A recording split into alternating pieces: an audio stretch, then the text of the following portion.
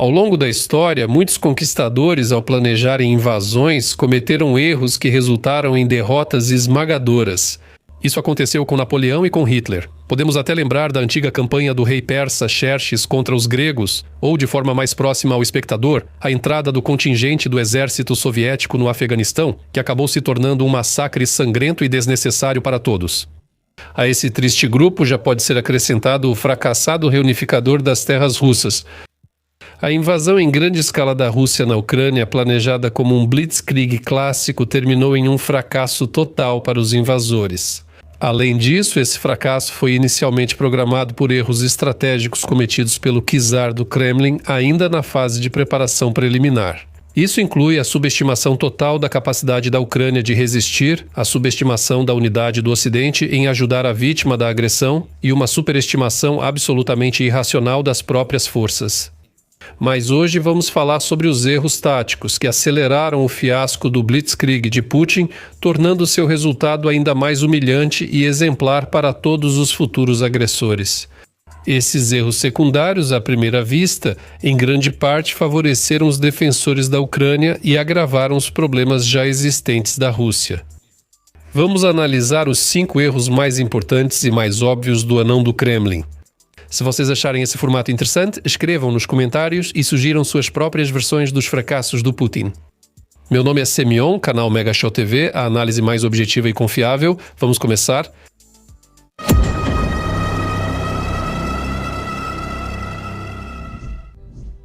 A natureza também tem mau tempo. Quando você começa a pensar onde exatamente o conquistador fracassado errou nos cálculos, a primeira coisa que vem à mente é que foi em tudo. Em todos os lugares onde era possível se dar mal, ele conseguiu isso completamente.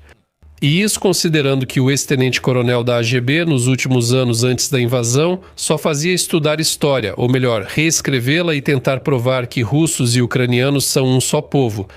Mas, ao mesmo tempo, ele claramente esqueceu de aprender algo útil sobre como conquistar territórios corretamente e subjugar os povos dominados. Para isso, ele definitivamente não teve inteligência suficiente. Bem, falando sério, em primeiro lugar, Putin errou no momento da invasão. Fim do inverno, lama e sujeira, características típicas de um inverno ucraniano comum. É difícil até imaginar uma opção mais idiota para começar a grande campanha de libertação. Afinal, todos os grandes comandantes da antiguidade, desde Alexandre o Grande e Aníbal até Gengis Khan e Napoleão, sabiam de uma verdade fundamental. A invasão ao território de outro país deve começar apenas no verão. No final da primavera, com o tempo quente, as estradas secavam, tornando-se transitáveis, permitindo ao exército avançar facilmente por grandes distâncias. Além disso, o fator econômico também era importante. Na primavera, os camponeses semeavam os campos e os conquistadores chegavam justamente na época da colheita. Era uma boa oportunidade para se aproveitar dos recursos do inimigo. Ou escolhemos uma opção mais moderna e popular? Por mais que critiquem as habilidades militares bastante modestas de Adolf Aloisovich, ele procurava escolher o momento de seus ataques levando em conta os fatores climáticos e sazonais. Alguém pode argumentar que a Segunda Guerra Mundial começou exatamente em 1º de setembro de 1939, mas há uma explicação para isso também. A execução do Plano Weiss, nome dado à agressão nazista contra a Polónia, estava inicialmente prevista para agosto. Os generais alemães pressionaram para iniciar logo a ofensiva, pois temiam que as chuvas de outono dificultassem o avanço rápido das unidades mecanizadas, especialmente dos tanques. Simplesmente porque Hitler queria garantir suas posições no leste e estava negociando com Stalin a divisão das esferas de influência na Europa, foi preciso adiar várias vezes a data do ataque à Polônia. Mas no ano seguinte, quando a Alemanha avançou com tudo contra a França, o momento foi escolhido praticamente de forma perfeita. 10 de maio e o resultado não demorou a aparecer. Em 14 de junho, Paris caiu e 8 dias depois, toda a França. E, ao desenvolver o bem conhecido Plano Barbarossa, que aprendemos ainda nos livros escolares, os estrategistas alemães também contavam com uma rápida campanha de verão, para até 30 de setembro de 1941 ocupar toda a parte europeia da URSS. Por sua vez, Stalin, ao planejar seu Blitzkrieg vermelho, também mirava o auge do calor do verão, em 6 de julho de 1941. Sobre como a URSS queria sovietizar a Europa, mas não conseguiu a tempo, temos um vídeo separado, recomendo a todos assistirem, vocês vão descobrir o maior segredo dos tempos soviéticos que até hoje todos escondem. Em resumo, o inverno tradicional é considerado um período extremamente atípico para grandes ofensivas, especialmente na Europa. Agora vamos ver o que o czar ortodoxo aprontou. Ele iniciou uma invasão em larga escala justamente na véspera da Rasputitsa da primavera. Além disso, fevereiro de 1922 foi atipicamente quente na maior parte do território da Ucrânia, com a temperatura média diária variando em torno de 5 graus positivos. Como resultado, os campos se transformaram em um lamaçal completo. E para não atolar na região de Chernozion, os equipamentos militares só podiam se deslocar por estradas pavimentadas. Consequentemente, as rodovias se tornaram corredores estreitos, perfeitamente criados para emboscadas. Além disso, o exército russo não tinha combustível diesel de inverno suficiente, enfrentava problemas com baterias, lubrificantes e manutenção, além de lidar com o rápido desgaste dos equipamentos. Sem todos esses fatores, não haveria ataques. No verão, com essas condições climáticas, simplesmente era impossível manobrar. As colunas blindadas russas, projetadas para cercos profundos e avanços rápidos pelos campos, acabaram ficando presas às estradas asfaltadas. Esses fatores tornaram o exército agressor previsível e lento, o que foi explorado com sucesso pelos defensores ucranianos. Essa situação ainda envolvia fatores morais e psicológicos. O inverno elevou o estresse e reduziu o moral dos soldados invasores, já que a guerra era muito diferente do desfile prometido na Crescétic. Assim, pode-se afirmar com certeza que o fator sazonal e climático foi um grande amplificador do fracasso dos planos de Putin de capturar Kiev em 3 dias. Se a ofensiva tivesse começado no verão, o fracasso do Blitzkrieg não teria sido tão rápido nem tão evidente. A escolha do final do inverno agravou seriamente todas as fraquezas do plano russo. O lamaçal e o frio tiraram a mobilidade do exército, tornando-o alvo fácil. Então, a operação militar especial, planejada para durar apenas alguns dias, caiu na pior estação possível, que tornava qualquer improvisação fadada ao fracasso desde o início. Um blitzkrieg em versão reduzida. O generalíssimo Vorá dizia que se deve lutar com habilidade, não com números, mas era só discurso, e seus discípulos agiam igual.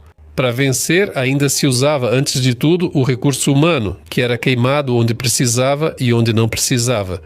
A clássica frase de Zhukov, as mulheres russas ainda vão dar à luz mais, é perfeita para a Rússia. Isso demonstra melhor do que tudo a verdadeira atitude das autoridades russas em relação aos seus próprios cidadãos. Ao planejar uma invasão em larga escala à Ucrânia, maior país europeu em território, Putin rompeu padrões russos ao reunir nas fronteiras um contingente pequeno, cerca de 200.000 pessoas, incluindo exército regular, Guarda Nacional Russa e milícias da DNR e LNR. Será que, após séculos, o czar resolveu poupar o povo e lutar, se não com habilidade, ao menos com tecnologia?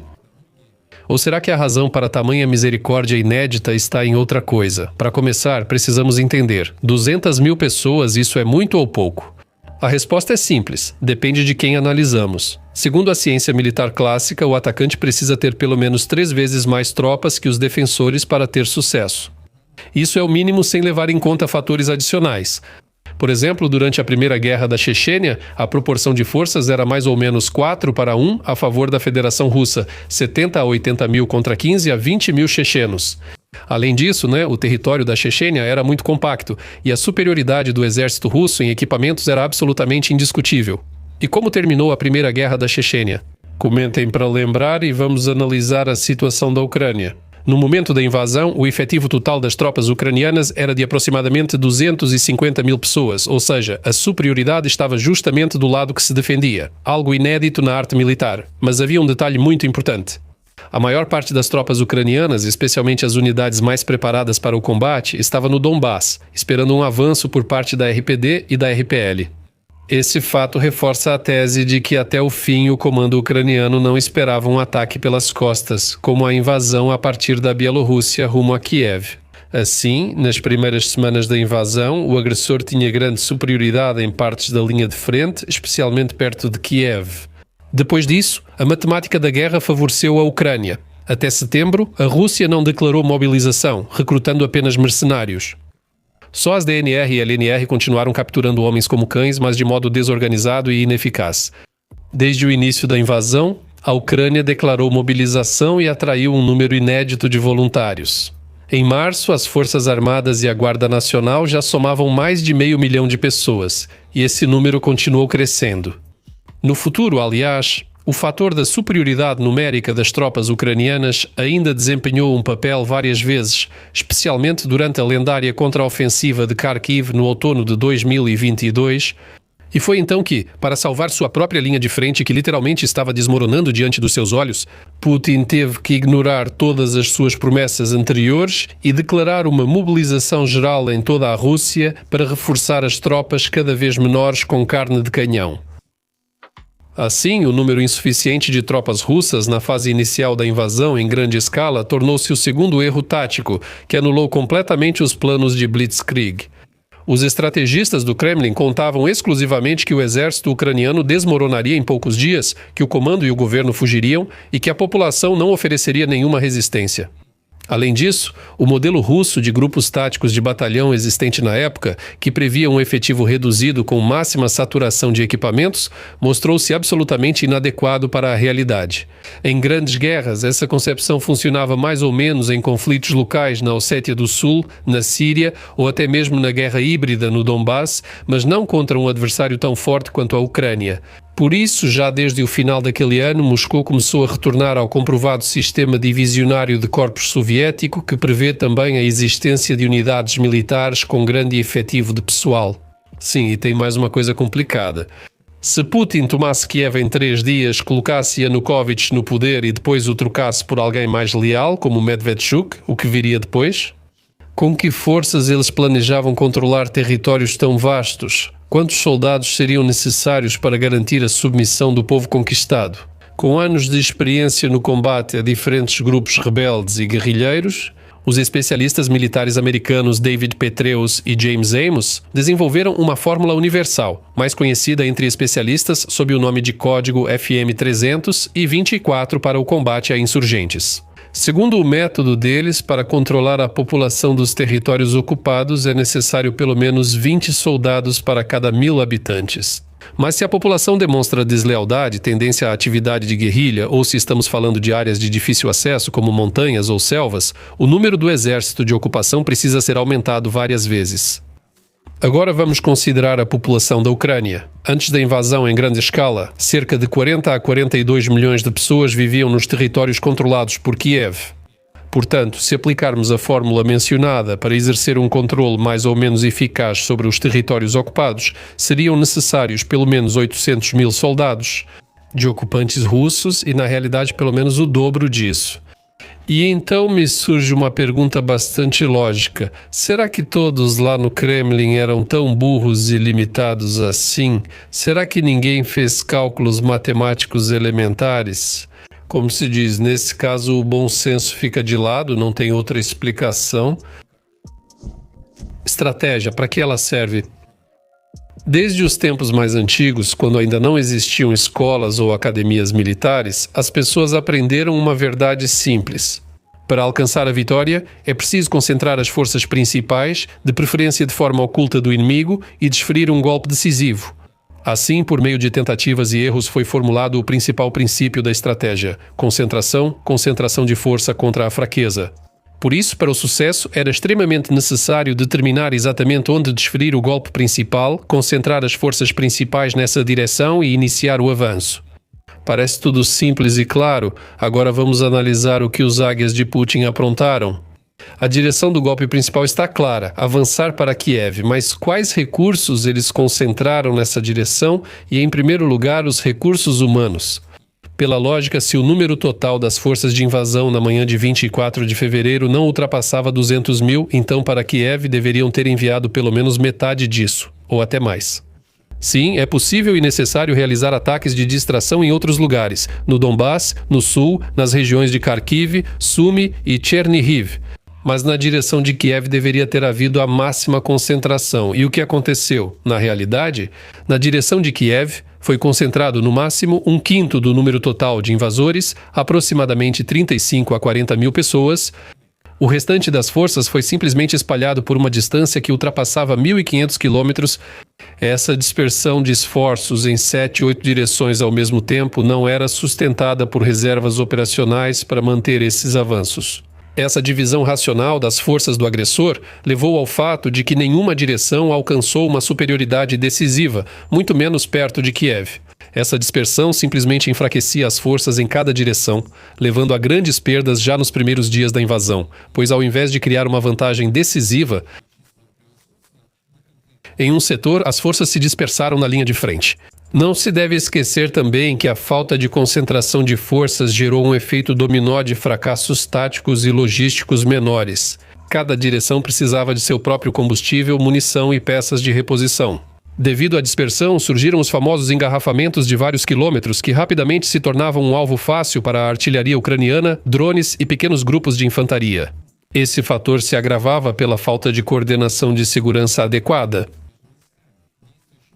Durante o primeiro mês e meio da guerra em grande escala, não havia comando operacional unificado nem um único comandante da operação militar especial. O que, aliás, foi uma violação grosseira não só de todas as tradições militares anteriores, mas também do bom senso. Afinal, os grupos de ataque, apesar de já estarem operando em território ucraniano, continuavam subordinados aos comandantes de diferentes distritos militares, Moscou, Central e Sul. A situação ficava ainda mais absurda quando as unidades nem sabiam o que ocorria com o vizinho. Só em abril de 2022, Putin deixou o Olimpo do Kremlin e nomeou um comandante para as tropas na operação militar especial. O general Alexander Dvornikov, que alguns anos antes, por seu heroísmo demonstrado na luta contra os rebeldes sírios, recebeu merecidamente o apelido de açougueiro de Alepo. E, aliás, esse apelido ele justificou completamente também na Ucrânia. Levando tudo isso em consideração, pode-se afirmar com confiança que o terceiro erro tático de Putin e seus estrategistas, que também contribuiu para o rápido fracasso de todo o Blitzkrieg, foi a falta de uma concentração clara dos grupos de ataque. Na busca do único objetivo-chave de tomar Kiev e realizar o tão esperado desfile na Crescentic, falharam pelo ar e se deram mal em terra. Exatamente 3 semanas antes da invasão, em 3 de fevereiro, nos sites de propaganda russos na Bielorrússia, apareceu um artigo bastante estranho e fora do padrão geral, intitulado Previsões de politólogos sanguinários sobre falcões entusiasmados e cucos apressados. O autor não era um simples propagandista, mas o coronel aposentado do Estado-Maior-General Mikhail Khodorenok, um militar profissional. Ele já havia sido convidado anteriormente para vários talk shows e programas russos, nos quais afirmava categoricamente que lutar contra a Ucrânia era inútil, pois ela não representava uma ameaça real ao regime governante na Rússia, e que a guerra com ela certamente não seria um passeio fácil pelas ruas de Kiev. E neste artigo, Khodorenok previu com praticamente 100% de precisão o fracasso do Blitzkrieg em todas as direções, apresentando argumentos bastante fundamentados, que de fato se confirmaram em menos de um mês. Para nós, este artigo é especialmente interessante porque o autor criticou o comando russo, entre outras coisas, por depositar esperanças excessivas no componente aéreo. Foi exatamente esse o quarto erro que condenou o Blitzkrieg a uma derrota total. Um cálculo injustificado de confiar na supremacia da aviação russa, ignorando problemas e necessidades do componente terrestre. Embora o próprio Khodorenok tenha dado exemplos bem concretos da história, por exemplo, quando durante a guerra do Afeganistão os mujahidins não tinham nenhum avião ou helicóptero, o que não os impediu de, no final das contas, conquistar a vitória. Ou as guerras da Chechênia, quando os chechenos sem aeronaves conseguiram transformar a terra em um verdadeiro inferno, nas ruas estreitas de Grozny ou nos desfiladeiros do Cáucaso. Aliás, Khodorenok também ressaltou a falta de preparo das tropas russas para combates urbanos, que com uma defesa bem organizada praticamente anulam qualquer vantagem do lado atacante em blindados. E agora vamos ver o que realmente aconteceu. A pedra angular dos planos para capturar Kiev era tomar o aeroporto de Gostomel e, em seguida, estabelecer uma ponte aérea estável com o grupo de tropas localizado na Bielorrússia. Quando, devido à resistência heroica das forças ucranianas, esse plano foi por água abaixo, o agressor teve que improvisar e apostar em um avanço terrestre por uma única estrada através da zona de Chernobyl. Todos nós lembramos muito bem como terminaram todas essas improvisações. Isso inclui a coluna de 60 quilômetros que se estendeu, e os veículos blindados, tanques, artilharia, caminhões, suprimentos, tudo isso ficou preso em um enorme engarrafamento. Ela podia ser vista muito claramente por satélite. E então toda a mídia ocidental discutia como alguém pôde ser tão burro a ponto de colocar suas tropas em uma posição tão desfavorável. Enquanto os libertadores estavam presos em um engarrafamento de dias, os combatentes ucranianos agiram. Usando a floresta e o pântano como vantagem, eles se aproximaram dos dois lados. Bum, bum, os caminhões de combustível pegaram fogo. Bum, bum, o posto de comando sumiu. Bum, bum, e o Bayraktar fez seu trabalho. Além disso, ataques precisos de artilharia e morteiros provocaram grandes perdas aos indesejados naquela época. Portanto, a aposta infundada na aviação e a falta de preparação para uma guerra terrestre com o uso eficaz de colunas blindadas foi mais um erro tático do agressor. Junto com o fator climático e sazonal, isso gerou problemas logísticos. A Rússia perdeu o efeito surpresa e tempo precioso. Nos dias seguintes, Kiev conseguiu se preparar para a defesa, construir fortificações e armar milhares de voluntários da defesa territorial. Por sua vez, a incapacidade do grupo preso de avançar até Kiev e se unir às tropas aerotransportadas em Gostomel levou ao colapso definitivo da estratégia de rápida mudança de poder. O que ensinavam na KGB? Ao contrário do que foi mencionado anteriormente, o quinto erro de Putin não está diretamente relacionado aos acontecimentos militares, embora tenha sido justamente ele que, em grande parte, determinou as derrotas militares da Federação Russa, especialmente na fase inicial da guerra em grande escala. Trata-se de um fator quase de espionagem e investigação, a existência de uma poderosa e bem organizada rede de inteligência ucraniana dentro da própria Rússia, que passou completamente despercebida pela contra-inteligência russa. Não perceberam o inimigo bem debaixo do próprio nariz. Em um dos vídeos anteriores, falamos justamente sobre como a inteligência de Putin funcionava muito mal. Oficiais corruptos do FSB foram enganados por informações falsas de agentes na Ucrânia e repassaram esses dados incorretos a seus generais, que os entregaram ao chefe principal. Pois bem, o que vou dizer agora é que a contra-inteligência russa não funcionava melhor do que a inteligência, talvez até pior. Naturalmente, as atividades dos serviços secretos sempre são mantidas em sigilo, afinal, é para isso que eles existem, mas algumas informações acabam vindo à tona. Então, o que se sabe até agora é que a inteligência americana e britânica apostavam em Krotov dentro da alta elite russa, incluindo o círculo próximo do chefe do Kremlin. É exatamente por isso que o presidente Biden soube do ataque planejado contra a Ucrânia apenas alguns dias depois que Putin tomou essa decisão de forma definitiva. No entanto, a inteligência ucraniana trabalhava em outra direção, não menos promissora. Recrutava agentes entre o círculo próximo do fugitivo Yanukovych. O recrutamento de imigrantes políticos sempre foi comum entre agências de inteligência desde os tempos antigos. A inteligência de Napoleão recrutava nobres que fugiram da França na Revolução, enquanto a de Fidel Castro recrutava cubanos que emigraram para a Flórida. Os bolcheviques dominaram essa arte, oferecendo aos antigos inimigos dinheiro e a chance de retornar à pátria sem obstáculos. Só vou dizer isso. Um dos mais respeitados líderes do movimento branco, o general Nikolai Skoblin, trabalhou durante muitos anos para o NKVD e tinha o codinome de Agente Farmer. Sobre esses fatos históricos, ou pelo menos sobre a possibilidade da existência de uma rede semelhante entre os funcionários e agentes de segurança ucranianos que fugiram junto ou depois de Yanukovych, um espião profissional e oficial de carreira da KGB, como Putin deveria saber. Mas mesmo que sua qualificação de tenente-coronel da KGB não fosse suficiente, ele poderia tranquilamente recorrer ao seu camarada dos becos de São Petersburgo, Nikolai Platonovich Patrushev.